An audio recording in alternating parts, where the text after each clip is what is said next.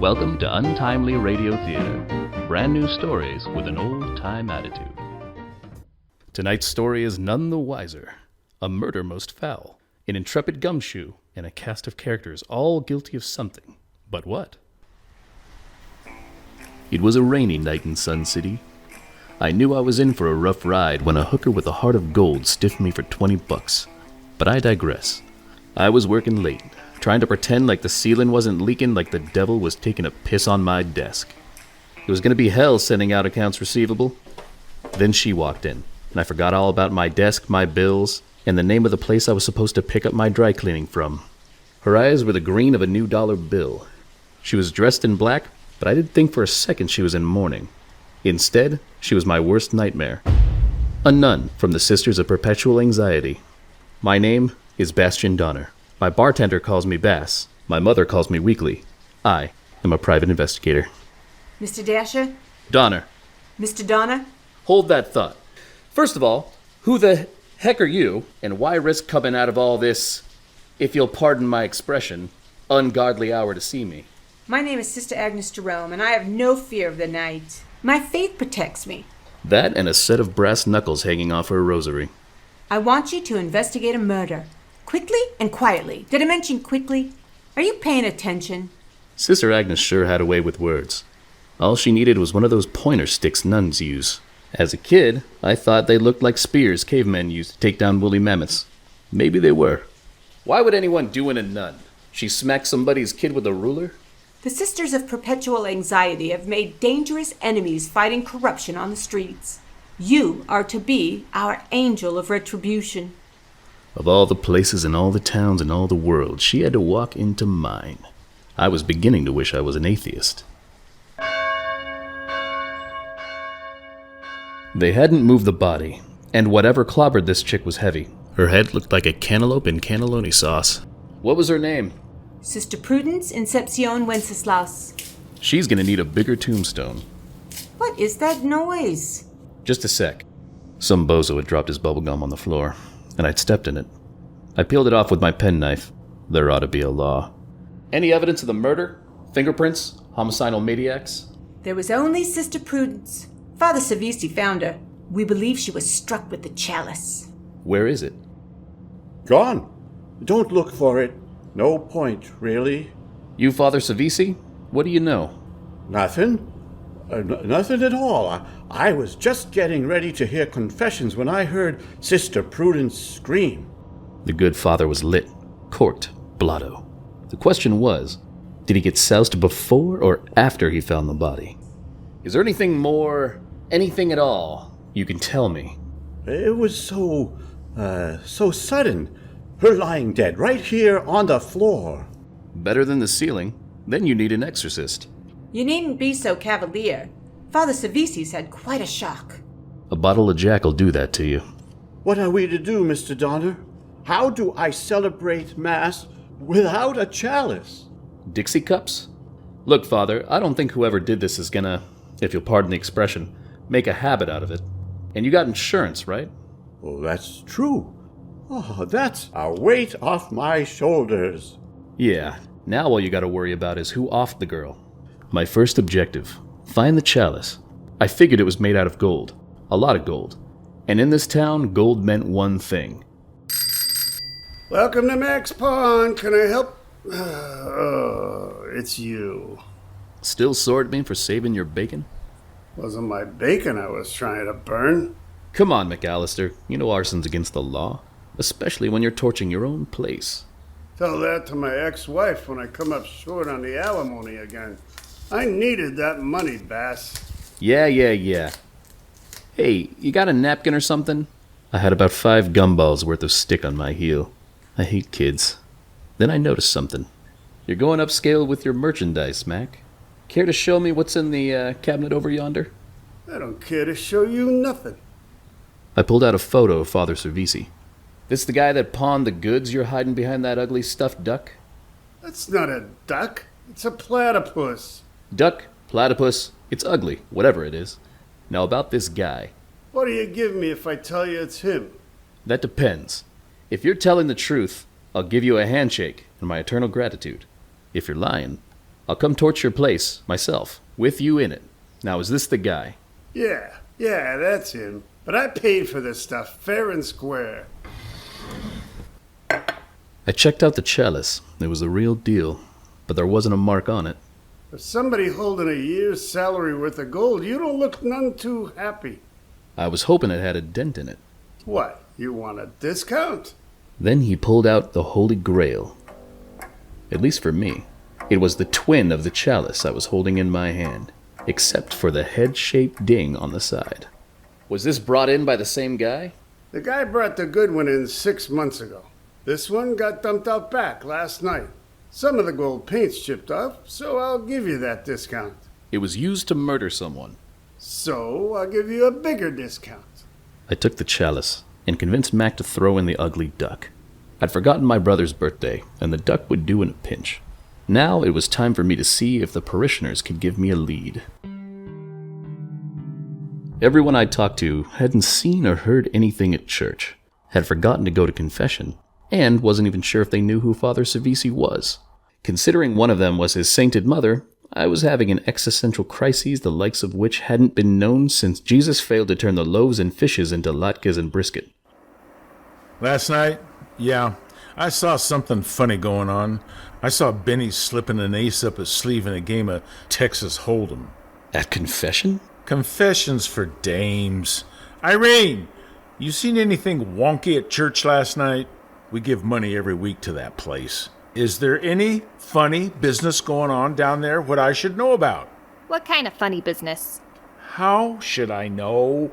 This guy, he's doing some kind of write-up on Father Cervisi. I don't know nothing about nothing. I keep a roof over your head, food in your mouth, and you don't know nothing? Typical broad.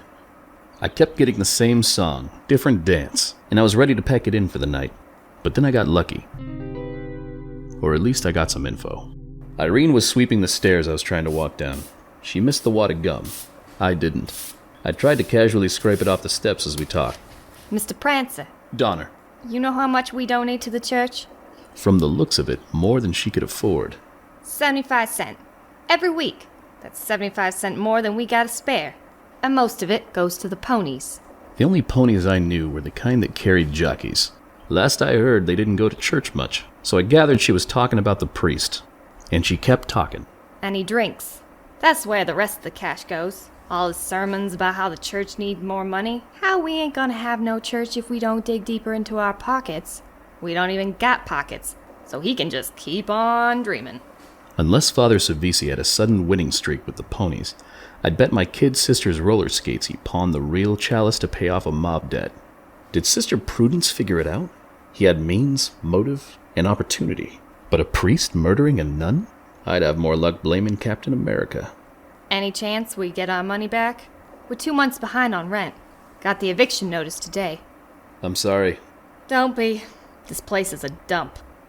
I had the suspects narrowed down to 2. Father Cervisi or somebody else. It was time to either eliminate the man as a suspect or turn his cassock over to the cops. When I got to the church, all the people who swore they never went to confession were at confession. When I got into the confessional box, some lady on the other side was telling the priest she hadn't meant to stab her husband with the barbecue skewer. Not really. And that he'd be out of the hospital in a few days anyway. And wasn't a few Hail Marys and Our Fathers enough? Then the wooden screen slid open on my side.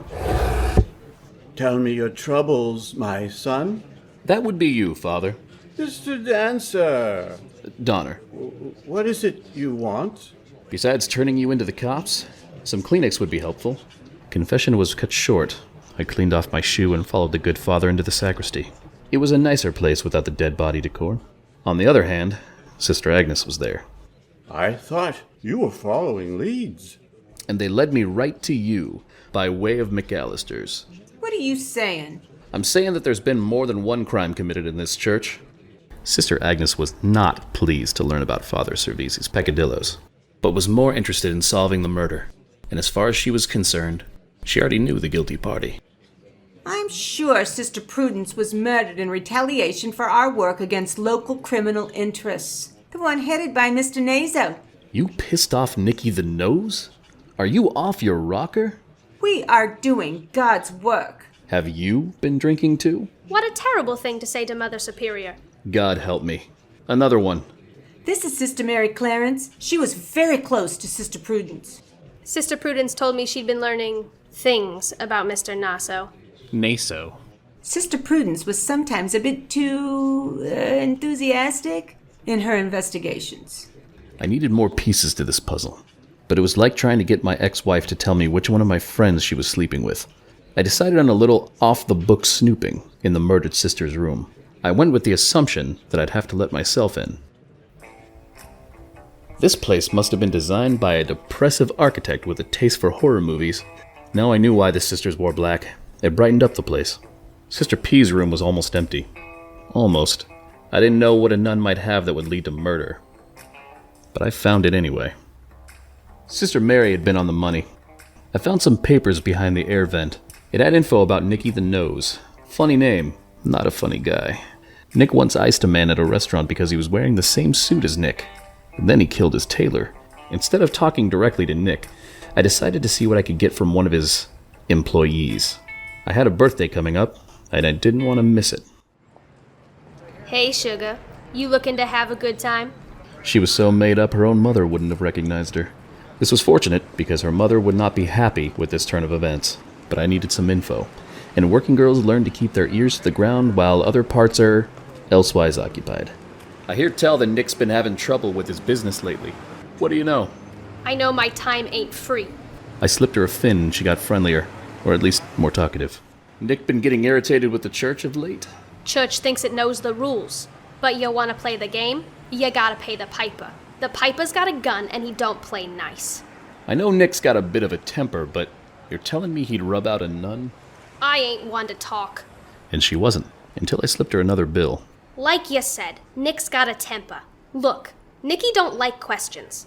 You don't ask questions, you don't get your head blowed off. Capiche? Sure, doll. I'm not the type of guy to borrow trouble. Good. Now buzz off. I got a quota to make. But just as I was turning around... Wait. Take this. She handed me a napkin, used. I took it anyway. I was gonna need it. You got gum on your shoe. Nicky the Nose was not to be trifled with. Still, the papers I found in Sister P's room were, let's just say, interesting. There was only one way to get an answer. Sometimes I wish life was multiple choice. Well, well, well, if it ain't Sebastian Donna. Donner. Damn. Okay, Nick, it's like this. I'm trying to suss out a complicated case, and I was hoping you could set me straight. Ha! Ain't that something? I'm guessing you exhausted all possibilities before coming to me. I'll get straight to the point. I found some paperwork in the possession of a Sister Prudence. You know her? Sure, I know her. She's doing some work for me. You do? She is? Yeah. As a matter of fact, she was gonna come by today. Said she wanted to give me the lowdown on something important, but she never showed. You know anything about that? Unfortunately, yes. She managed to end up on the wrong end of a blunt object. Oh, crap! Mama's gonna kill me! I felt like this conversation was getting away from me, and I told him so. Nick, I feel like this conversation's getting away from me. Mom ain't gonna be happy to hear I let little Ethel get iced. Suddenly, the name Prudence Inception Wenceslas didn't sound so bad. So, Ethel, Sister Prudence, was a relative? In so many words. What words might those be? Well, you see, when I was just making my way up in the mob, I had a dentist. My dentist had this cousin. He still lived in the old country. Things are hard there, even harder than they are now. So your cousin, the dentist. Open your ears. My dentist's cousin. Right, in the old country. Got it. This cousin rented his farm from the neighbor over the hill. This neighbor's farmhand went into town to court the daughter of the local baker. The baker wasn't too happy about it. Neither am I. The farmhand and the baker's daughter, they eloped. They had a kid. And their daughter ended up here. What are you talking about? The kid's a boy and he's 5 years old. After they eloped, the baker disowned the whole family, divorced his wife, and disappeared. And he came to America and had a daughter. Jeez, pay attention, Donna. He ended up marrying this dame that already had a daughter from a previous marriage. She'd become a widow under very suspicious circumstances, but the baker was in love. A couple of years later, she's a widow again, only this time she had the baker's money. And she gave the money to some random person on the street. Don't be a schlub. She bought a ticket for her and her daughter to come here. So this woman, who was the widow of the baker, who was the unwilling father-in-law of the farmhand who worked for the neighbor over the hill who rented his farm to the cousin of your dentist, she came here with her daughter. No, she was lost at sea on the way over. Suspicious circumstances. The daughter was arrested for her murder, but she greased a few palms and got out. So who the hell is Sister Prudence?